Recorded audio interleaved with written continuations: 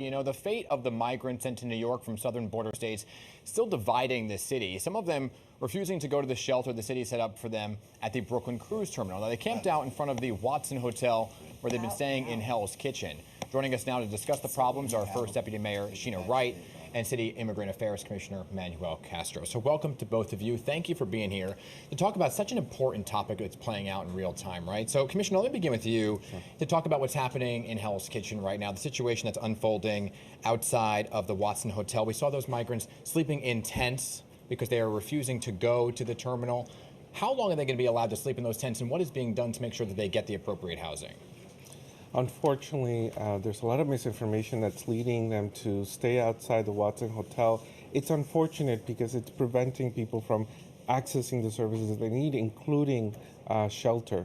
And so we're in conversation with the asylum seekers that have decided to stay outside the Watson Hotel, but hundreds of them have moved on to our Brooklyn Cruise Terminal, and most of them are appreciative of what New York is doing in support of them. The Watson Hotel is being transformed into a family with children hotel, right. And so we want to make sure that we have those resources available for them as they continue to come. Right, and I want to get to some of that misinformation in just a bit, but we see the temperatures dropping. There was snow last night, and we're hearing dangerous wind chills coming this weekend. Will you allow them? I don't know which one of you want to answer this. Will you allow them to remain in those tents with these dangerously cold temperatures?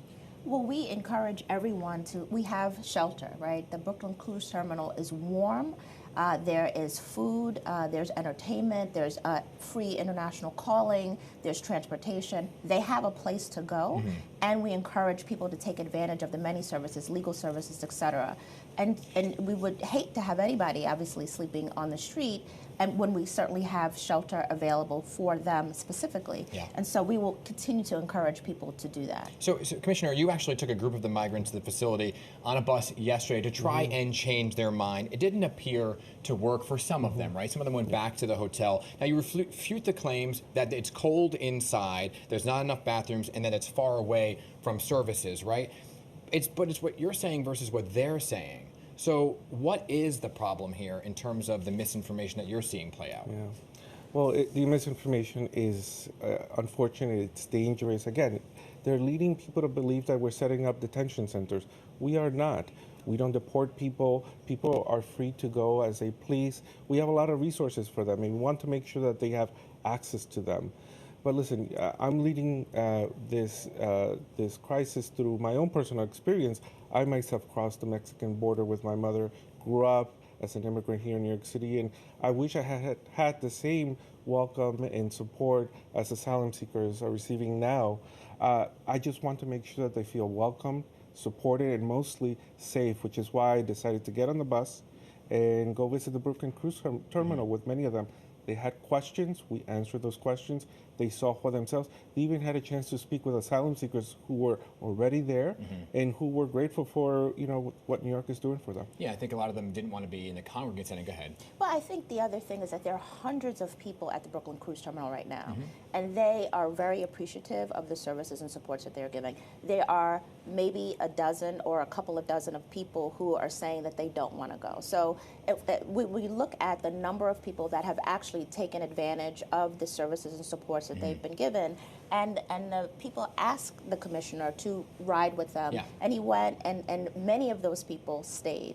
And so I think we have to put it in perspective and really look at the actual data. Perspective is one thing, right? But you're also talking misinformation, and it's our job in the media to make sure the accuracy is out there. Why not allow the media inside for a tour to really see the conditions and give the pictures to the public who may be seeing some of these headlines and not sure which side to believe?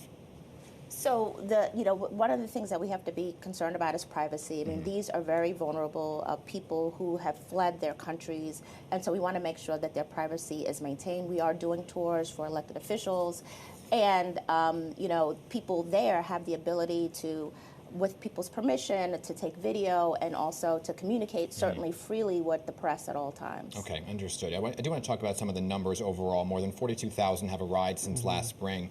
Commissioner, do you know how many actually are still here in the city? And the ones who are in temporary housing, what's their future? We are currently still supporting about 28,000 asylum seekers under our care in our shelter system. We've opened 81 emergency shelters, and 5 large-scale humanitarian relief centers. So this is a huge logistical effort. It's unprecedented. We've been calling on the federal government to support these efforts because, again, people continue to come.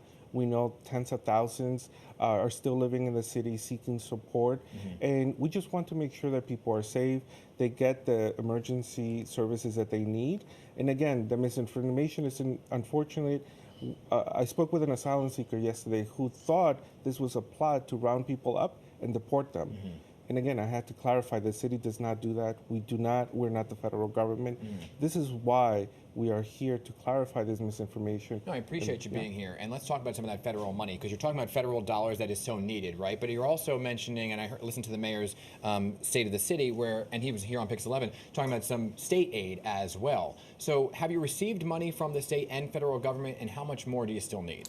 Well, the cost for this fiscal year is $1.4 billion, and we're expecting it to be $2.8 billion next year. So far, we've received very, very little from the federal government, just a few $1 million, but we are very appreciative of Senator Schumer and Congressman Hakeem Jeffries for advocating for money from the federal government. We haven't received it yet. The state budget comes out today, and we are hopeful that we will get some resources from the state as well, but these are big, enormous numbers that we did not anticipate or budget for. I'm tight on time. I want to squeeze in 2 more questions because City Hall put out a new report yesterday saying the migrant crisis really was an unprecedented increase of people who are living in the homeless shelter system. Has this put a burden on getting folks off the streets homeless and putting them in shelters? Absolutely. We are at the highest number in recorded history of the people in homeless shelters in the city of New York. And we're also at pre-pandemic levels back in our hotel occupancy. So we are really, really, really crushed. So what's the end game here, right? Because the situation isn't stopping anytime soon. What is the big picture? Do you see this as a city issue, or is there an option to move some of the migrants to other parts of the state? Are these conversations happening? It is absolutely a federal issue. It's a national issue. So we need a decompression strategy that's led by the federal government and working in partnership with the state and other governors across the country. People need to expedited opportunities to work. That is the #1 request we have from the asylum seekers. If people can get to work, we need the workers, we need to make those connections, and we need resources. Those are the 3 big things we need. But a length of time they're allowed to stay in the shelter.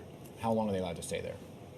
Look, they're allowed to stay there. We're not going to have people sleeping in the street. And it's telling that New York continues to provide shelter and emergency services to asylum seekers, despite the fact that all our services are strained. New York is doing a lot for this crisis, and we are just calling on the federal government to do their part.